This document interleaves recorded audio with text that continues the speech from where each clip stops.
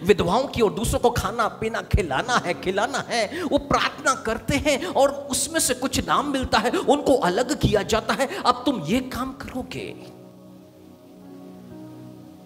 अब ये काम तुम करोगे।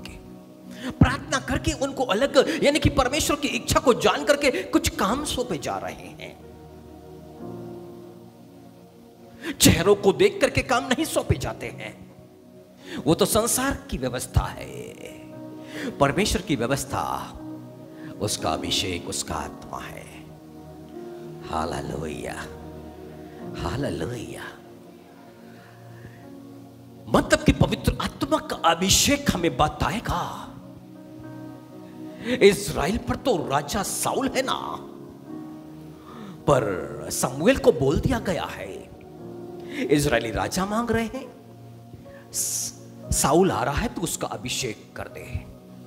उसको राजा के लिए अलग किया गया है। वो राजा मांग रहे हैं, अभी तुम इलेक्शन अपना चुनाव कर लो, ऐसा नहीं बोला जा रहा है उनको। परमेश्वर बताएगा ना कौन राजा होगा। ये हाकिम तो ठहराते हैं अपनी इच्छा से, ये मिस्र को जाते हैं अपनी इच्छा से, परमेश्वर की इच्छा से नहीं। भविष्यवक्ताओं की किताब में परमेश्वर कह रहे हैं अपनी इच्छा, अपनी इच्छा, अपनी इच्छा, मेरी इच्छा से नहीं।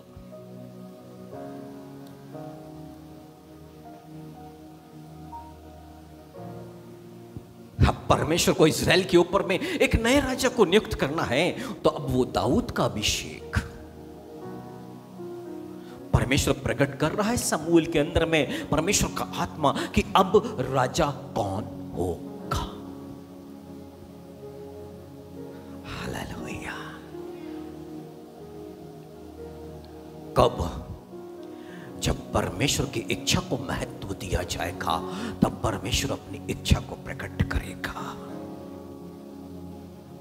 वो परमेश्वर आज हम सभी से क्या चाहता है कि हम उसकी इच्छा को महत्व दें, ना कि अपनी इच्छा को। दो बच्चे हैं गर्भ के अंदर में, इसहाक की पत्नी रिबका,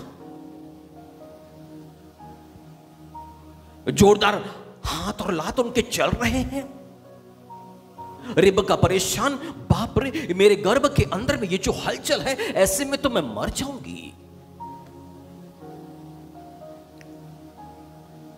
डॉक्टर के पास में नहीं, वैद्य के पास, किसी दाई के पास नहीं पहुंची। बहुत तकलीफ है, बहुत तकलीफ है। वो परमेश्वर के पास में पहुंची है, बोलती है ऐसे में तो मैं मर जाऊंगी। वो परमेश्वर की इच्छा को जानना चाहती, गर्भ में बच्चे, क्या है ये सब, क्या हो रहा है मेरी देह के, मेरे शरीर के अंदर में। अब परमेश्वर ने प्रकट कर दिया कि छोटा वाला बड़े वाले पर प्रभुता करेगा। रिबका समझ गई, परमेश्वर ने बताया है कि छोटा ही अधिकारी होगा। अब जब दोनों बच्चे बड़े हो गए हैं,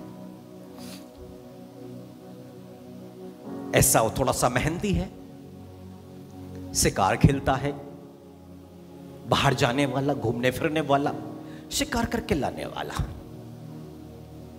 याकूब किचन में दाल बना रहा है, कुछ घरेलू टाइप का है। अब बाप तो शरीर के अनुसार सोचना शुरू कर दिया, इसहाक यही पहलौटा है, यही अधिकारी है, इसी को मैं आशीष दूंगा।